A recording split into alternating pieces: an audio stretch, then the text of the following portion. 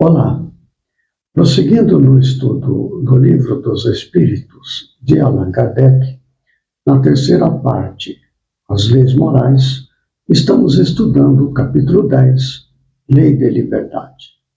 Este é o terceiro vídeo que nós fazemos uma análise do resumo de Allan Kardec a respeito do móvel das ações humanas. Já iniciou tratando do livre-arbítrio, da fatalidade, e nesta terceira parte fala a respeito da doutrina espírita e sua visão sobre estas ocorrências da liberdade humana.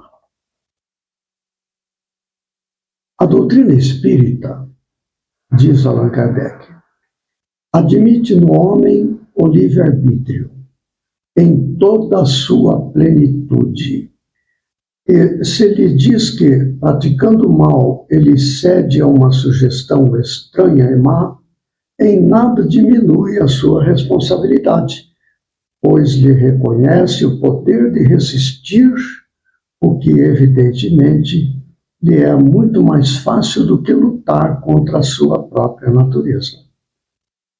Então, veja Allan Kardec destacando assim que nós temos a liberdade de escolha.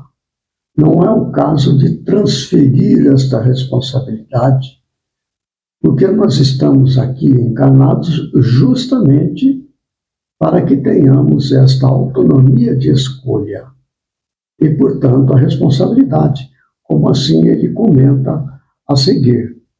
Assim, de acordo com a doutrina espírita, não há arrastamento irresistível. O homem sempre pode cerrar os ouvidos à voz oculta que lhe fala no íntimo, induzindo-o ao mal. Como pode cerrá-lo à voz material daquele que lhe fale ostensivamente?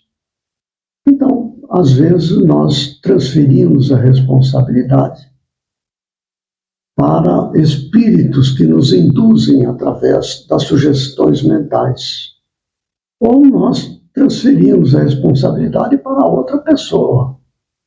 Ah, fulano me induziu, então eu fiz. Não justifica. A doutrina espírita deixa isto muito claro. A responsabilidade é de cada um. Continuando. Pode-o, pela ação da sua vontade, pedindo a Deus a força necessária e reclamando para tal fim a assistência dos bons espíritos. Foi o que Jesus nos ensinou por meio da sublime prece que é a oração dominical, quando manda que digamos: não nos deixe sucumbir à tentação, mas livra-nos do mal. Veja claramente a doutrina espírita nos mostra como seres evoluindo para adquirir autonomia, repito, diante das escolhas e dos eventos que a vida nos oferece e como reagimos ou agimos sobre eles. Porque Jesus disse em outra parte: vós sois deuses. Vós podeis fazer tudo o que eu faço e muito mais, considerando Jesus como ser perfeito, como meta, como modelo e guia. Então, isto que está posto para nós pela doutrina espírita, autonomia. Esta é a finalidade da encarnação. Experimentar-nos em várias situações onde podemos, pela própria vontade pessoal, decidir para cá ou para lá.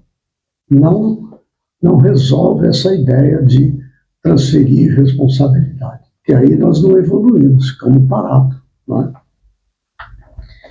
Muito bem. Essa teoria da causa determinante dos nossos atos ressalta com evidência de todo o ensino que os espíritos han dado. Então, Allan Kardec está ressaltando aqui o propósito da doutrina espírita para a humanidade. não só é sublime de moralidade, a doutrina espírita, mas também, acrescentaremos, eleva o homem aos seus próprios olhos, mostra-o livre de subtrair-se a um jugo obsessor, como livre é de fechar a sua casa aos importunos. Olha só, está centrado, nossas escolhas centradas em nós mesmos, não é? Ele deixa de ser simples máquina, o homem, atuando por efeito de uma impulsão independente de sua vontade, para ser um ente racional, que ouve, julga e escolhe livremente de dois conselhos, um. Aditemos que, apesar disto, o homem não se acha privado de iniciativa, não deixa de agir por impulso próprio, pois que, em definitivo, ele é apenas um espírito encarnado que conserva sob o envoltório corporal as qualidades e os defeitos que tinha como espírito. Então, transferir para o corpo, para os arrastamentos próprios da sensualidade, dos desejos, como se nós como indivíduo, fôssemos vítimas. Não, de forma nenhuma. Conseguintemente, as faltas que cometemos têm por fonte primária a imperfeição do nosso próprio espírito, que ainda não conquistou a superioridade moral que um dia alcançará, mas que nem por isso carece de livre-arbítrio. Aqui é preciso dar um destaque, eu achei muito importante isto, quando ele fala da imperfeição do nosso próprio espírito. Ele é apenas um espírito encarnado que conserva sob o envoltório corporal as qualidades e os defeitos que tinha como espírito. A palavra espírito aqui, acho importante dar esse destaque. Nós recorremos ao Livro dos Espíritos. Na questão número 25 e 25A, olha só. O espírito independe da matéria ou é apenas uma propriedade desta, como as cores o são da luz e o som é do ar? Esta é a pergunta formulada aos espíritos. E eles respondem: são distintos, espírito e matéria. São distintos uma do outro, mas a união do espírito e da matéria é necessária para intelectualizar a matéria. Aí então há uma observação que Kardec coloca entre parênteses aqui, ele fala assim, este é o ponto que eu quero destacar. Entendemos aqui por espírito o princípio da inteligência, abstração feita das individualidades que por esse nome se designam. Então, eu, como espírito, sou uma individualidade. Nessa condição de individualidade, eu carrego imperfeições, porque eu sou um ser em evolução. Muitas escolhas eu faço ainda em decorrência das imperfeições que eu, como indivíduo, carrego.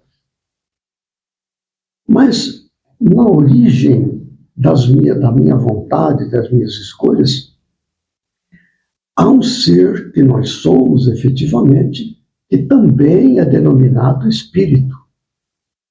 Esta essência, que é diferente, esta essência não carrega imperfeição. Ela é um ser em evolução, mas não carrega imperfeição. Porque há uma estrutura a partir desta essência, aqui se chama espírito também, e que daí emana todo um processo através das demais etapas que constituem o nosso ser. pessoa encarnada, ela é constituída de, pelo menos conhecido até hoje, 7 partes, ou 7 corpos. O corpo físico, quando a pessoa é encarnada, o corpo etérico, que une a matéria ao espírito, o perispírito, o corpo mental inferior. Essas 4 partes, 4 corpos, lidam com o aspecto material da vida. Aí é que reside a imperfeição. Porque nós fazemos a escolha segundo as influências da matéria bruta, da pessoa encarnada, a sensualidade, os sentidos físicos, arrastamentos, o desejo de poder, de dominação, os medos. Isso está no âmbito destes 4 corpos, sob o comando do corpo mental inferior. Corpo físico, corpo etérico, perispírito e corpo mental inferior. Essas 4 partes lidam com o aspecto material da vida. Aí reside, repito, a causa das nossas imperfeições, porque o corpo mental inferior que traduz os impulsos divinos que vêm dos 3 corpos superiores. O corpo mental superior, o corpo búdico e o corpo átmico. Este corpo átmico é o espírito, é a essência do ser que está em comunhão com Deus permanentemente. E por ele verte os impulsos da perfeição divina que percorrem então o corpo búdico, o corpo mental superior, e então passam estes impulsos que ganham forma, de certa maneira, no lado espiritual da vida, corpo átmico, corpo búdico e corpo mental superior, passam isso para o corpo mental inferior. A mente, que daí gera as impulsões no perispírito e através do corpo energético ao corpo físico. Aí nós fazemos nossas escolhas. Então, quando esses 4 corpos é que Kardec chama da imperfeição do espírito, imperfeição do nosso próprio espírito. Este espírito constituído desta etapa que vem do corpo mental inferior, perispírito e daí o corpo etérico e corpo físico. Já o espírito essência, o ser puro, esse está em permanente comunhão com Deus, não há imperfeição. Ele progride, amplia sua percepção de Deus, mas não há imperfeição na essência do ser.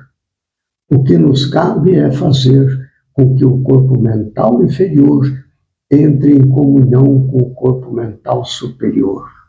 Corpo mental superior que recebe o influxo do ser divino que está em comunhão com Deus. Quando o corpo mental inferior for absolutamente obediente aos impulsos do mental superior, está em comunhão com Deus. Então, quando fala em imperfeição do espírito, está falando nesta etapa sob a influência da matéria. Muito bem, no finalzinho deste texto, não estou examinando inteiro esta terceira parte do resumo teórico de Allan Kardec, ele diz assim: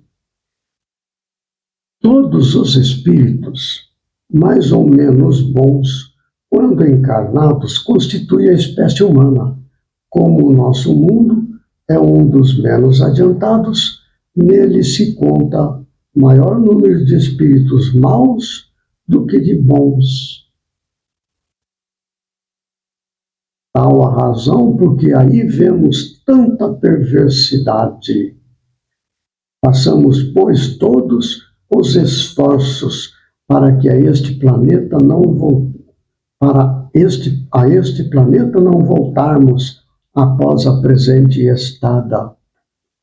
E para merecermos ir repousar em mundo melhor, em um desses mundos privilegiados, onde não nos lembraremos da nossa passagem por aqui, senão como de um exílio temporário.